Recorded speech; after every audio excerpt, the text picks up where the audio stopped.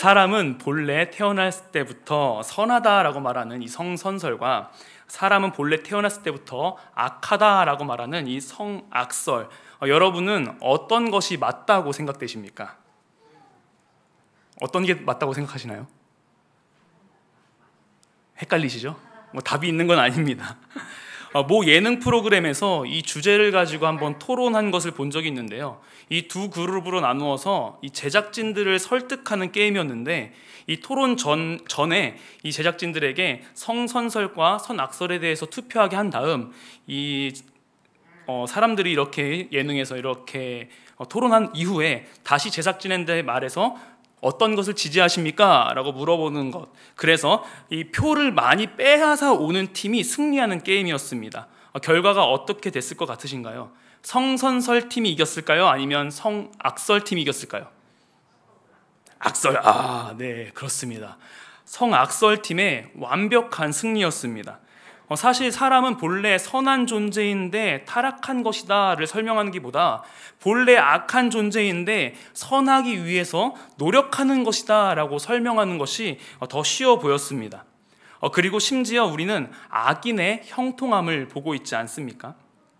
믿는 나는 이렇게 미련해 보여도 피해 보면서까지도 참고 어떻게든 선하게 살아가려고 노력하면서 힘들게 살아가는데, 우리가 볼 때 이 부당한 이익을 챙기고 다른 사람들한테 피해까지 주면서 사기치면서 혹은 생명을 위협하는 행동까지 하는 자들이 정말 오히려 돈도 많이 벌고 떵떵거리면서 살아가는 모습을 보면 하나님의 선하심이 정말 맞는가 하고 의심이 들진 않으시나요? 그래서 시편 기자는 이러한 고백을 했던 것 같습니다.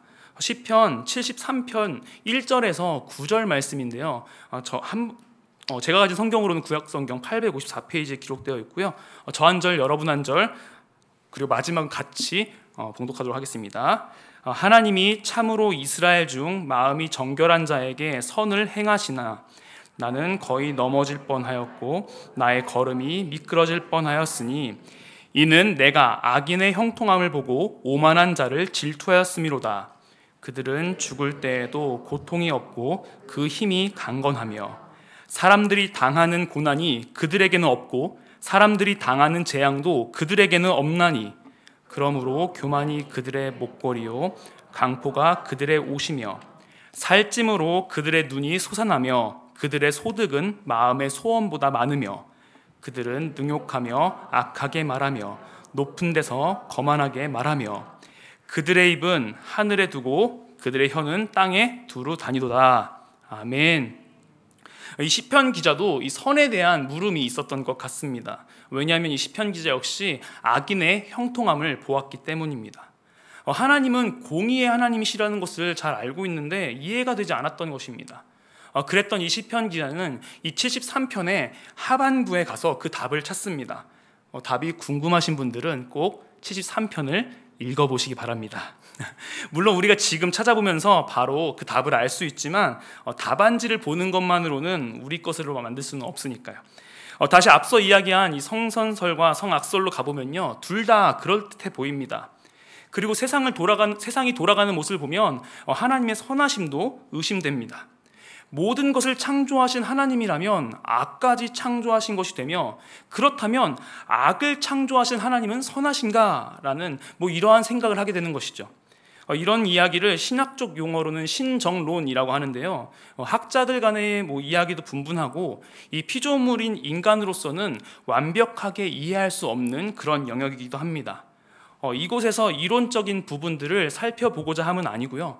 여기서 던지고 싶은 질문은 진정한 선은 무엇인가? 라는 것입니다. 선이란 단어를 보면 여러분들은 어떠한 생각이 드시나요? 우리 모두에게는 선에 대한 각자 생각하는 기준이 있습니다. 그것은 도덕적일 수도 있고 법적일 수도, 인도주의적일 수도 있고 방법론적일 수도 있습니다. 어쩌면 너무나도 추상적이어서 손에 안 잡힐 수도 있습니다.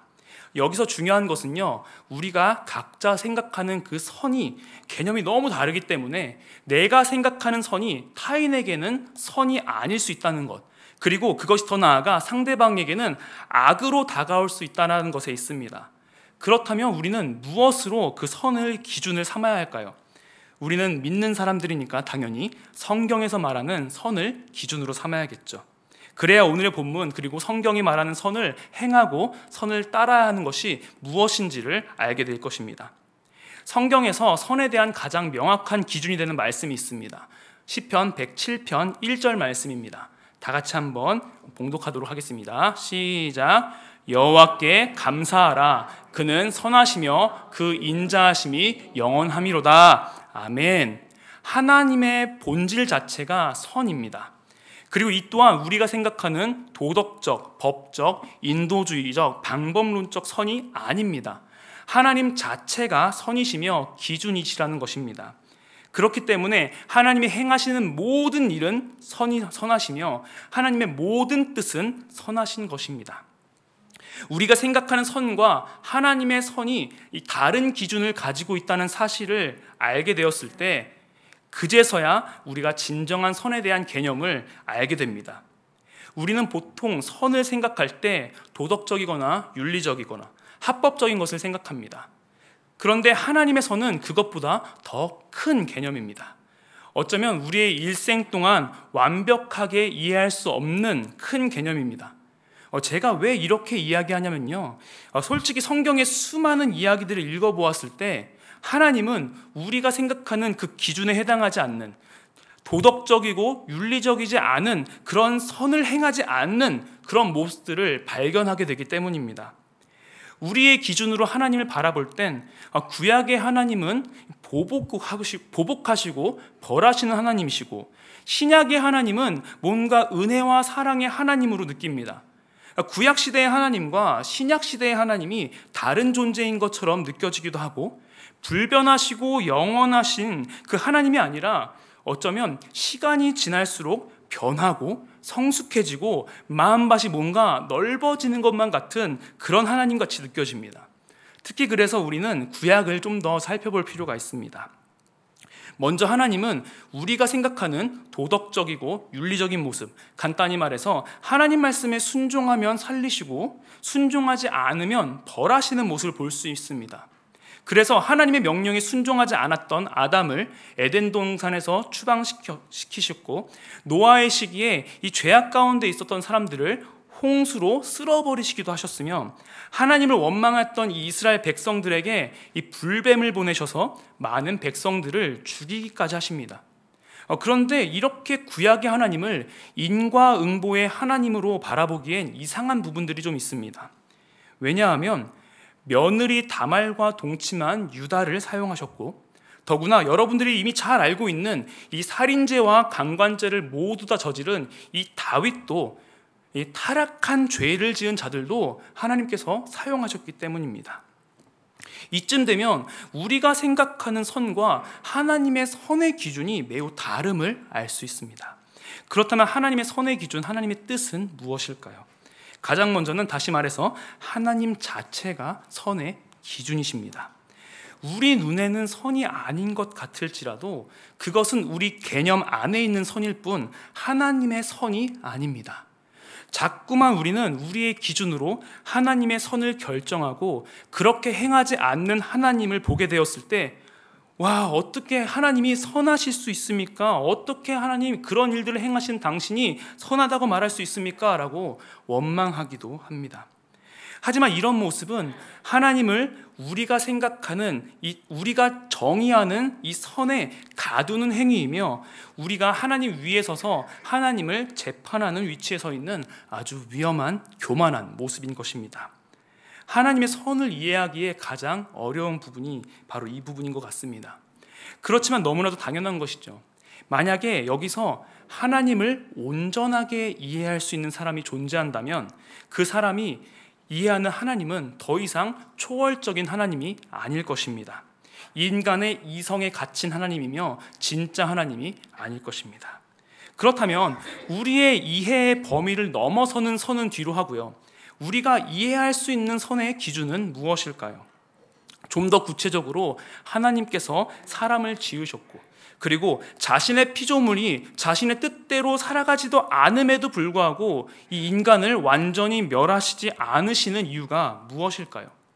멸하시지 않고 결국에 누구를 보내십니까? 독생자 예수 그리스도를 이 땅에 보내시지 않으셨습니까? 그 이유가 무엇일까요? 우리가 너무나 잘 알고 있는 구절이죠. 요한복음 3장 16절에서 17절까지의 말씀을 우리가 다 같이 봉독하도록 하겠습니다. 시작.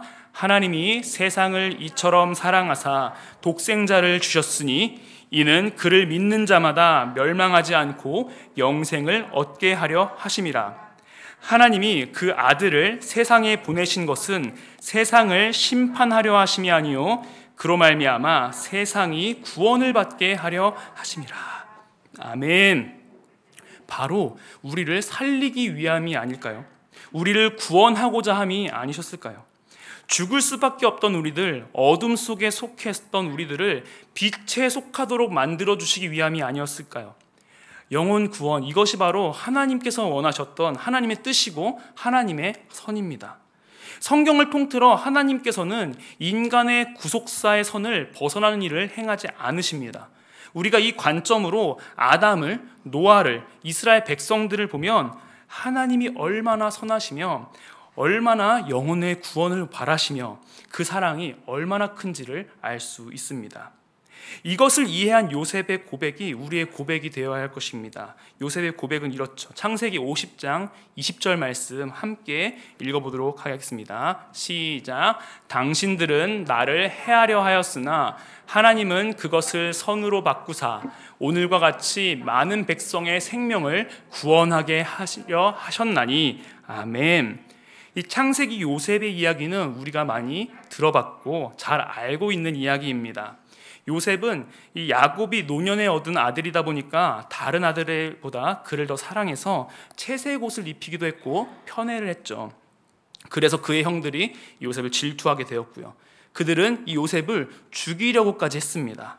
다행히 첫째 이 르우벤이 형제들에게 생명은 해하지 말자라고 이야기해서 이 이스마엘 사람들에게 요셉을 종으로 팔고 맙니다.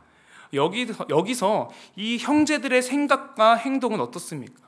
하나님의 뜻과 일치합니까? 율법과 일치합니까? 도덕적입니까? 윤리적입니까? 전혀 아닙니다. 인과응보의 하나님이라면 우리가 생각하는 이 선의 기준에 합당한 하나님의 모습이었다면 이 야곱의 아들들은 다 죽임을 당해야 마땅한 사람들이었습니다.